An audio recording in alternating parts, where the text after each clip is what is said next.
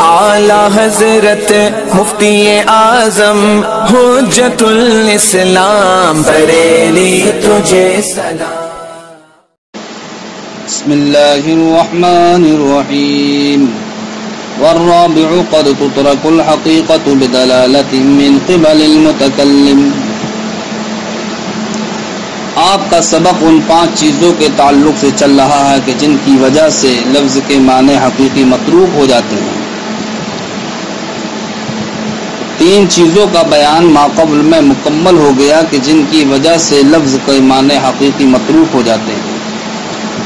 اب چوتھی قسم کا بیان مصنف علیہ الرحمہ یہاں سے شروع فرماتے ہیں کبھی ایسا ہوتا ہے کہ متکلم کی جانب سے جو دلالت پائی جاتی ہے اس دلالت کی وجہ سے لفظ کے معنی حقیقی متروک ہو جاتے ہیں،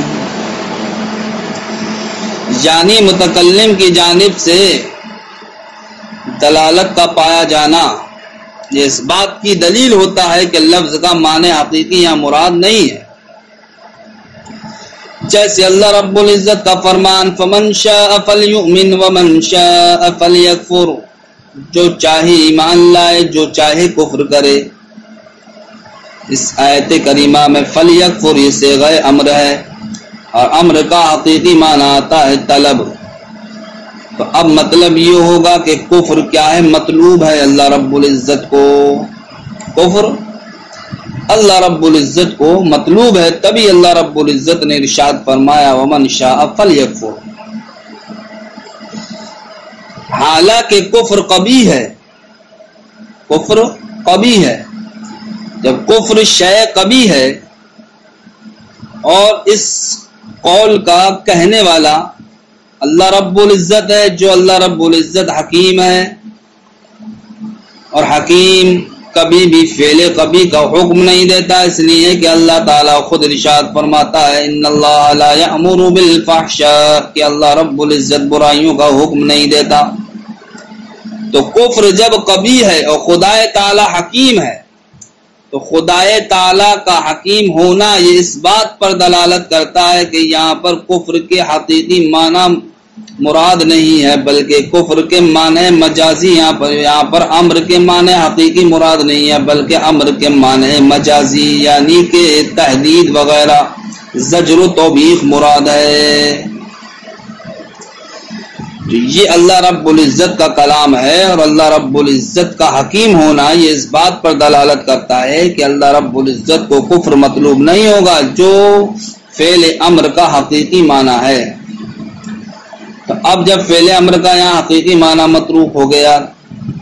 متکلم کی جانب سے دلالت پائے جانے کی وجہ سے، تو پھر امر کا یہاں کون سا معنی مراد لیا گیا ہے؟ تو فلیکفر میں امر کا معنی زجر و توبیخ مراد لیا گیا ہے۔ تو یہ جو پتہ چلا ہمیں کہ یہاں پر فلیکفر میں جو امر کا حقیقی معنی متروک ہے تو کس وجہ سے پتہ چلا؟ متکلم کی جانب سے دلالت پائے جانے کی وجہ سے۔ فرماتے ہیں والرابع قد تترك الحقیقۃ، چوتھی قسم جن کی وجہ سے لفظ کے معنی حقیقی متروک ہو جاتے ہیں وہ یہ ہے کہ قد تترك الحقیقۃ بدلالۃ من قبل المتکلم، متکلم کی جانب سے دلالت پائے جانے کی وجہ سے حقیقت متروک ہو جاتی ہے، جیسا کہ اللہ رب العزت کا فرمان فمن شاء فلیؤمن ومن شاء فلیکفر وذلك لأن اللہ تعالی حکیم۔ تو اس آیت کریمہ میں فلیکفر صیغہ امر ہے جس کا حقیقی معنی آتا ہے طلب، لہذا اب فلیکفر کا مطلب یہ ہوگا کہ اللہ رب العزت کو کفر کیا مطلوب ہے، حالانکہ اللہ رب العزت کو کفر مطلوب نہیں ہے۔ کیوں نہیں ہے؟ وذالک، وہ اس لیے کہ اللہ تعالی حکیم حکیم ہے، والکفر قبیح، کفر کیا قبیح ہے؟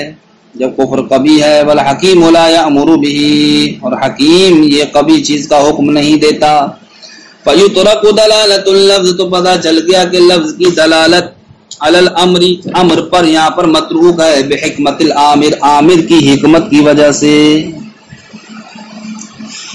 وعلی ھذا قلنا اذا وکل بشراء اللحم، یہاں سے دوسری مثال پیش فرما رہے ہیں کہ جہاں پر متکلم کی جانب سے دلالت پائے جانے کی بنیاد پر لفظ کے معنی حقیقی متروک ہو جاتے ہیں۔ اس دوسری مثال کا خلاصہ یہ ہے کہ کسی انسان نے کسی دوسرے انسان کو وکیل بنایا گوشت خریدنے کا، کیا بنایا؟ گوشت خریدنے کا وکیل بنایا۔ اب یہاں پر جناب والا دیکھا جائے گا کہ موکل کس حالت میں ہے.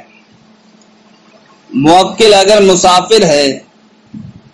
اب جو گوشت بنانے کا وکیل بنایا گیا ہے تو یہ معمول ہوگا پکے ہوئے گوشت پر یا بھنے ہوئے گوشت پر، کہ اب وکیل پر لازم یہ ہے کہ وہ پکا ہوا گوشت لا کر کے دے یا بھنا ہوا گوشت لا کر کے دے، کچا گوشت لا کر کے نہ دے. اور اگر موکل گھر میں قیام پذیر ہے تو ایسی صورت میں شرائع لحم کا وکیل بنانا، اس کا مطلب یہ ہوگا کہ وہ اب کچا گوشت لا کر کے دے. کیوں؟ اس لیے کہ مسافر ہونے کا تقاضا یہ ہے کہ انسان چاہتا ہے ایسی غذا مل جائے اس کو کہ جس کے ذریعے سے وہ جلد از جلد شکم سیر ہو جائے. اور مقیم ہونے کا تقاضا یہ ہے کہ جب انسان گھر پر ہے تو اب اگر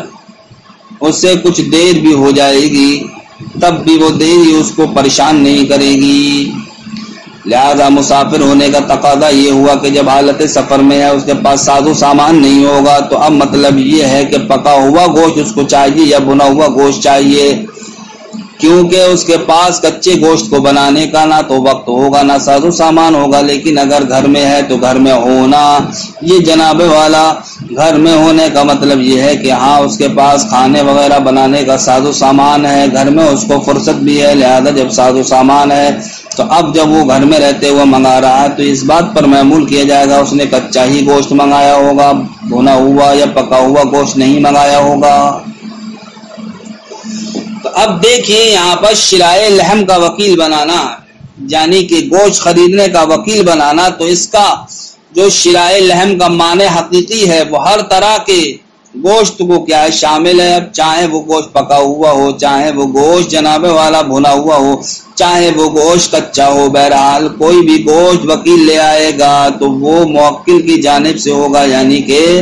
اس کا اس گوشت کو لانا یہ درست ہونا چاہیے. حالانکہ ہم دیکھتے ہیں کہ اگر موکل مسافر ہے تو مسافر کی صورت میں وکیل پر لازم یہ ہے کہ وہ پکا ہوا یا بھنا ہوا گوشت لائے. اگر وہ کچا گوشت لے آیا تو یہ موکل کی جانب سے نہیں ہوگا بلکہ وکیل کی جانب سے ہوگا. اسی طریقے سے اگر موکل مقیم ہے تب ایسی صورت میں شرائع لحم یہ معمول ہو رہا تھا کچے گوشت پر، یعنی کہ کچا گوشت اگر لے آیا تو وہ موکل کی جانب سے ہوگا، اور اگر پکا ہوا یا بھنا ہوا گوشت لے آیا تو موکل کی جانب سے نہیں بلکہ وکیل کی جانب سے ہو رہا. تو ایسا کیوں ہے؟ ایسا اس لیے ہے جناب والا کہ اگرچہ شرائع لحم کا معنی حقیقی مطلقاً گوشت خریدنا ہے، چاہے وہ کچا گوشت ہو، چاہے وہ پکا ہوا گوشت ہو، چاہے وہ بھنا ہوا گوشت ہو، لیکن یہاں پر متکلم کی جانب سے جو دلالت پائی گئی یعنی کہ مسافر ہونے کی صورت میں، تو یہ حالت سفر کی جو یہ سفر کی حالت ہے اس نے اس بات پر دلالت کی کہ یہاں پر شرائع لحم کا جو معنی حقیقی ہے مطلقاً گوشت خریدنا یہ متروک ہے، بلکہ جناب والا یہاں پر معنی مجازی وہ پکا ہوا یا بھنا ہوا گوشت کیا مراد ہے. اسی طریقے سے موکل کا مقیم ہونا، تو مقیم ہونے کی حالت نے اس بات پر دلالت کی کہ شرائع لحم کا جو حقیقی معنی ہے مطلقاً گوشت خریدنا، وہ مطلقاً گوشت خریدنا کا حقیقی معنی متروک ہے، اور مراد یہاں پر شرائع لحم کا معنی مجازی وہ کیا ہے کچا گوشت ہے.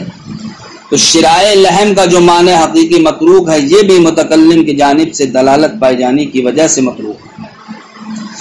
وعلى هذا قلنا، اسی بنیاد پر ہم نے کہا اذا وکل بشراء اللحم، جب کسی انسان نے کسی دوسرے انسان کو گوشت خریدنے کا وکیل بنایا، فإن كان مسافرا نزل على الطريق، تو اگر موکل مسافر ہے کسی راستے پر ٹھہرا ہوا ہے، فهو على المطبوخ او على المشوي، تو اب یہ شرائع لحم کا وکیل بنانا تو یہ جناب والا محمول ہوگا کائے پر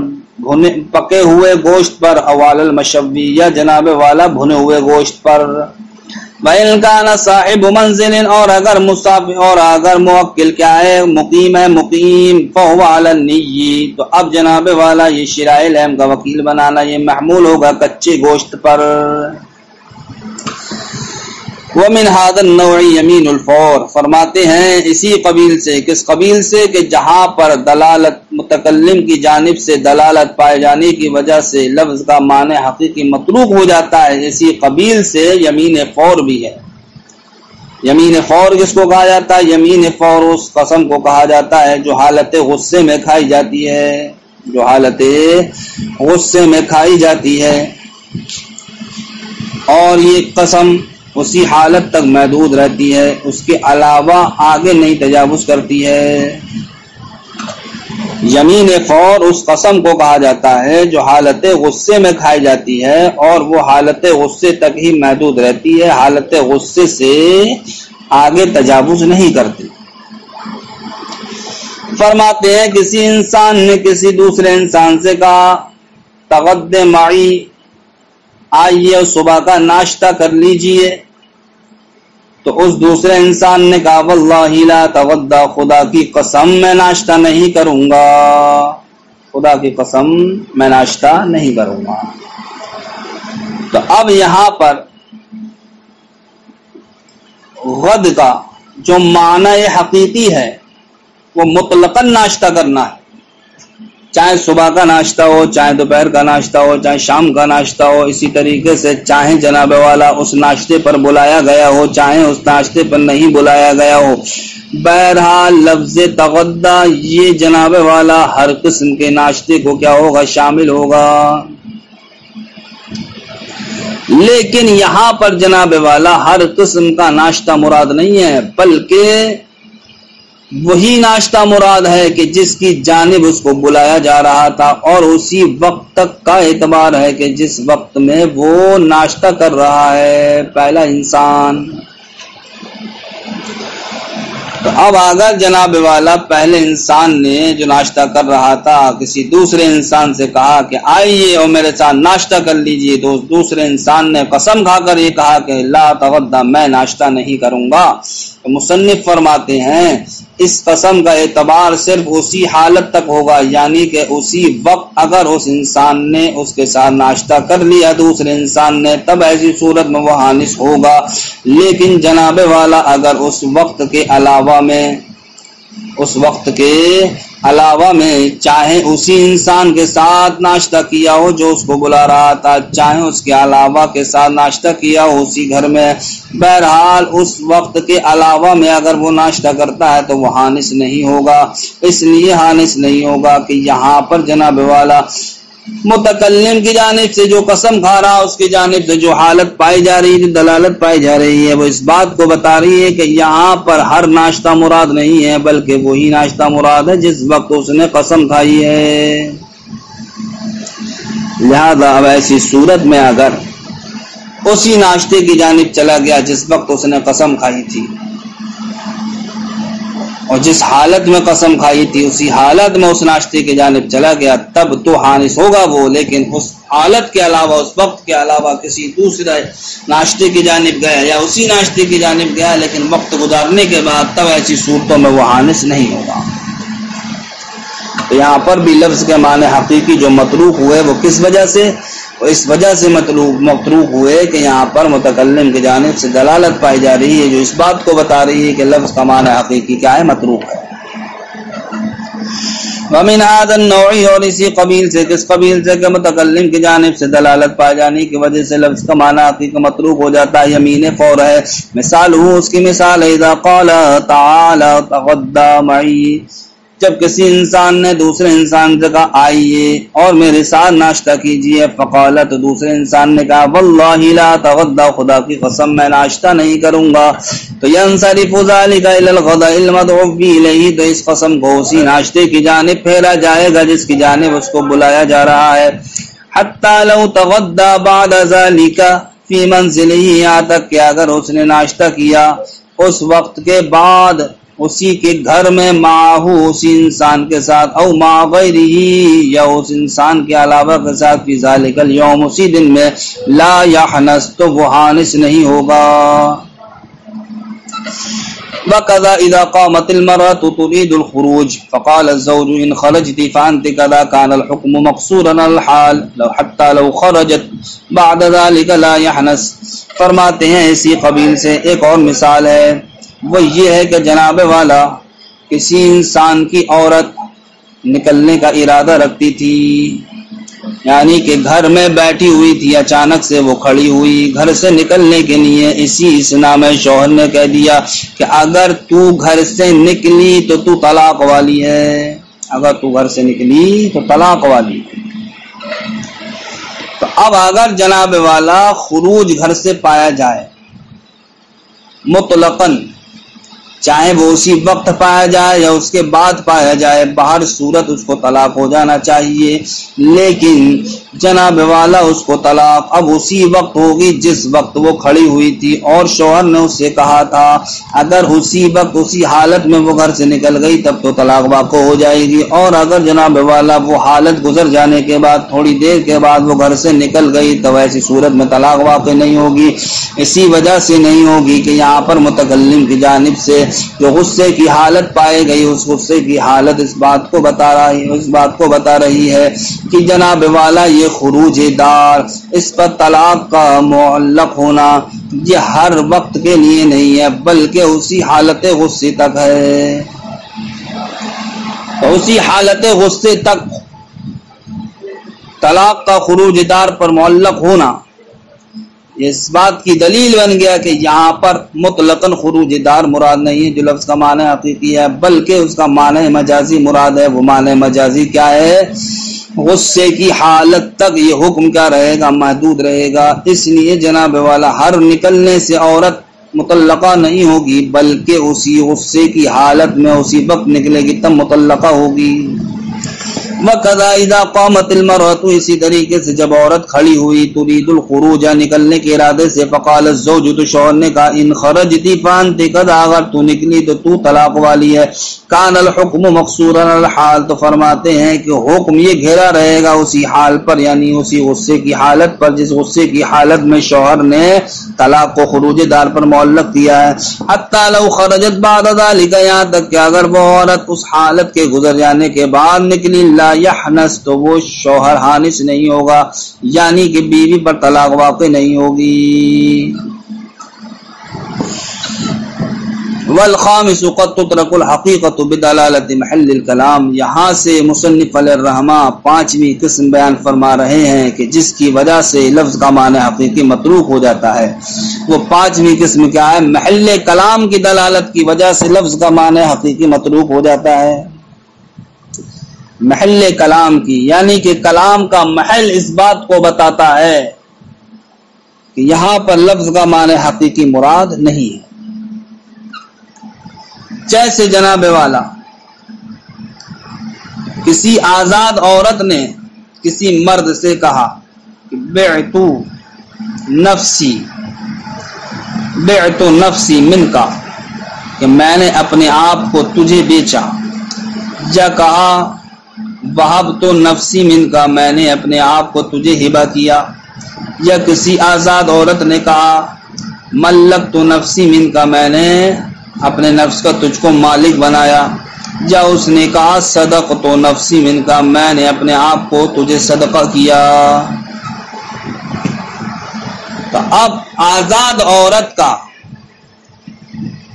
بعتو کہنا، یا وہبتو کہنا، یا ملکتو کہنا، یا صدقتو کہنا،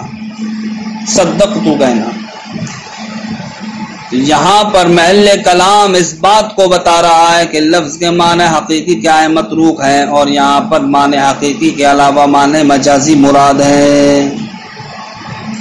وہ اس لیے کہ جناب والا آزاد عورت کا اپنے لیے بیچنا لفظ استعمال کرنا، یا ہبہ کا لفظ استعمال کرنا، یا تملیک کا لفظ استعمال کرنا، یا صدقے کا لفظ استعمال کرنا، ان الفاظ کے استعمال کی آزاد عورت محل ہی نہیں ہے، اس لیے کہ آزاد عورت تو اپنے آپ کو بیچ ہی نہیں سکتی، نہ ہی ہبہ کر سکتی ہے، نہ ہی کسی کو مالک بنا سکتی ہے، نہ ہی اپنا کسی کو صدقہ کر سکتی ہے۔ یہ جناب والا خصوصیت، یہ جناب والا حال تو باندی میں ہوتا ہے باندی میں کہ باندی اپنے آپ کو غلام ہونے کی وجہ سے،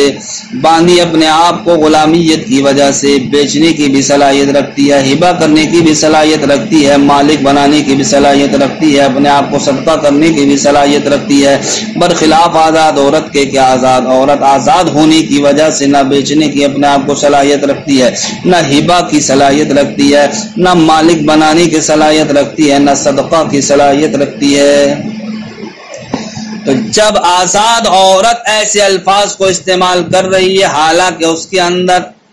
ان الفاظ کے استعمال کی صلاحیت نہیں ہے، تو اب محل اس بات پر دلالت کر رہا ہے کہ آزاد عورت کی زبان سے ان الفاظ کا نکلنا اس بات کو بتائے گا کہ یہاں پر لفظ بے، لفظ ہبہ، لفظ تملیغ، لفظ صدقہ کا معنی حقیقی مراد نہیں ہے بلکہ معنی حقیقی متروک ہے، اور معنی مجازی مراد لیا گیا ہے۔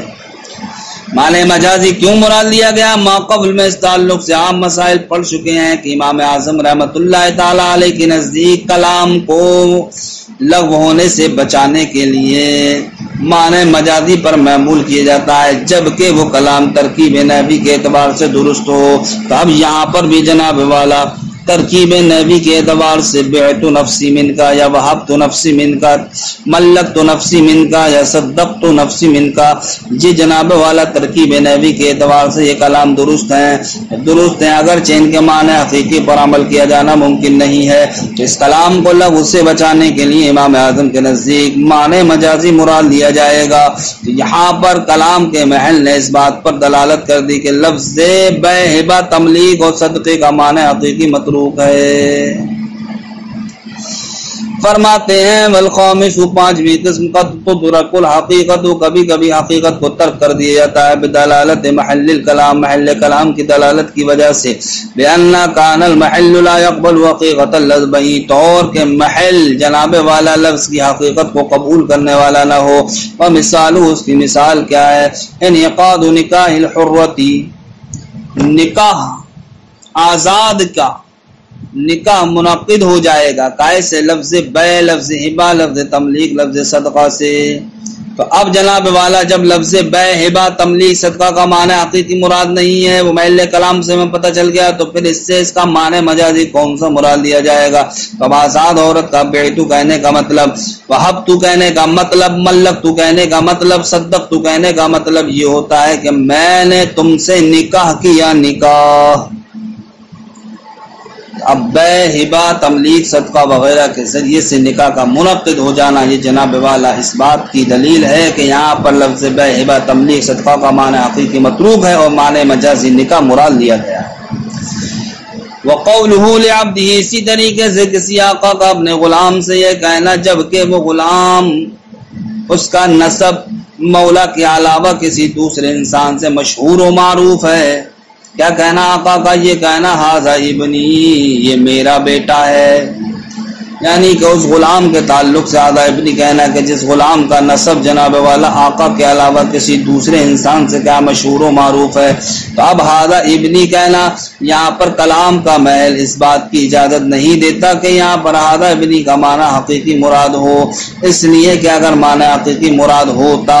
تو جناب والا وہ آقا اس غلام سے نہیں کہتا کہ جس کا نسب دوسرے سے مشہور ہے۔ ھذا ابنی کا مطلب ہے میرا بیٹا، تو میرا بیٹا تو وہی ہوگا کہ جس کا نسب آقا ہی سے کیا ہوگا؟ مشہور و معروف ہوگا، اور جس کا نسب آقا کے ذریعے مشہور و معروف نہیں ہوگا تو وہ آقا کا بیٹا کیسے ہو سکتا ہے؟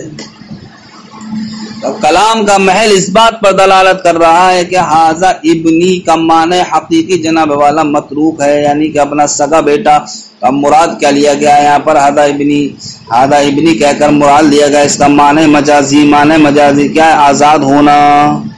کیونکہ بیٹے کے لیے آزادیت کیا ہے؟ لازم ہے، لازم۔ تو اب یہاں پر ملزوم بول کر کے لازم مراد لیا گیا ہے، لہذا اب کسی آقا نے اپنے غلام سے جس کا نسب دوسرے سے مشہور و معروف ھذا ابنی کہا تو اس کلام کے ذریعے سے وہ غلام آزاد ہو جائے گا۔ کیوں؟ اس لیے کہ کلام کا محل اس بات پر دلالت کر رہا ہے کہ یہاں پر لفظ کے معنی حقیقی مراد نہیں ہے بلکہ معنی حقیقی متروک ہے اور معنی مجازی آزادی مراد لی گئی ہے۔ اسی طریقے سے جب کسی آقا نے اپنے غلام سے کہا درا حالے کہ وہ غلام اس سے عمر میں کیا ہے بڑا ہے، کیا کہا ھذا ابنی، یہ میرا بیٹا ہے، تو اب بتائیے اس کا معنی حقیقی تو ہوا حقیقی بیٹا، سگا بیٹا، اور جو سگا بیٹا ہوتا ہے وہ عمر میں باپ سے چھوٹا ہوتا ہے، عمر میں باپ سے بڑا نہیں ہوتا ہے۔ اور یہاں پر آقا اپنے اس غلام سے کہہ رہا ہے کہ جو عمر میں آقا سے بھی بڑھ کر ہے۔ تو کلام کا محل یہاں اس بات کو بتا رہا ہے کہ ھذا ابنی کا معنی حقیقی یہاں متروک ہے، اور معنی مجازی یعنی کہ آزادی مراد لیا گیا ہے۔ ھذا ابنی کہنے کی وجہ سے اب وہ کیا ہو جائے گا، غلام آزاد ہو جائے گا۔ فرماتے ہیں وقولہ لعبدہ، اسی طریقے سے آقا کا اپنے غلام سے کہنا وہ معروف النسب من غیرہ، جبکہ اس کا نسب اس کے علاوہ سے مشہور و معروف ہو، کیا کہنا ھذا ابنی کہنا۔ وکذا اسی طریقے سے اذا قال لعبدہ، جب کسی آقا نے اپنے غلام سے کہا وہ اکبر سنا من المولا، حالانکہ وہ غلام جناب والا آقا سے عمر کے اعتبار سے بڑا ہے، کیا کہنا ھذا ابنی کانا مجازا عن العتق عند ابی حنیفہ رضی اللہ تعالی عنہما۔ تو یہ جناب والا ھذا ابنی کہنا اور ما قبل میں ھذا ابنی کہنا جناب والا یہ مجاز ہوگا کیسے، عتق سے، آزادی سے، کس کے نزدیک، امام اعظم رحمۃ اللہ تعالی علیہ کے نزدیک، خلاف اللہما برخلاف صاحبین کے یعنی کہ امام محمد اور امام یوسف کے۔ کیوں؟ اس لیے کہ امام اور صاحبین کے نزدیک چونکہ لفظ کے معنی مجازی مراد اس وقت لیے جاتے ہیں جبکہ لفظ کو معنی حقیقی پر معمول کیا جانا ممکن ہو اور کسی معنی کی وجہ سے مراد نہ لیا گیا ہو، تب تو ایسی صورت میں لفظ کا معنی مجازی مراد لیا جاتا ہے۔ لیکن جہاں پر لفظ کو معنی حقیقی پر معمول کیا جانا ممکن نہ ہو، تب ایسی صورت میں صاحبین کے نزدیک وہ کلام کیا ہو جاتا ہے، لغو ہو جاتا ہے، برخلاف امام اعظم کے کہ امام اعظم کے نزدیک ترکیب نحوی کے اعتبار سے اگر کلام درست ہے تب تو جناب والا اس کلام کو لغو ہونے سے بچانے کے لیے معنی مجازی پر معمول کرتے ہیں، اگرچہ اس کا معنی حقیقی پر معمول کیا جانا ممکن نہ ہو، کیونکہ امام اعظم رحمۃ اللہ تعالی علیہ کے نزدیک مجاز حقیقت کا خلیفہ ہے لفظ کے حق میں، اور صاحبین کے نزدیک مجاز حقیقت کا خلیفہ ہے حکم کے حق میں۔ یہ تمام گفتگو ما قبل میں گزر چکی۔ کانا مجازن عن العتق، تو ھذا ابنی کہنا یہ مجاز ہوگا عتق سے، یعنی کہ ھذا ابنی کہہ کر کے اس کا معنی مجازی آزادی مراد لیا جائے گا امام اعظم رحمۃ اللہ تعالی علیہ کے نزدیک، خلاف اللہما برخلاف صاحبین کے بناء علی ما ذکرنا، بنا کرتے ہوئے اس بات پر جو ہم نے ذکر کیا کہ ان المجاز خلف عن الحقیقت فی حق اللفظ، کے امام اعظم رحمۃ اللہ تعالی علیہ کے نزدیک مجاز حقیقت کا خلیفہ ہے لفظ کے حق میں، وفی الحق عندہما، اور صاحبین کے نزدیک حکم کے حق میں مجاز حقیقت کا خلیفہ ہے۔ السلام علیکم ورحمۃ اللہ وبرکاتہ۔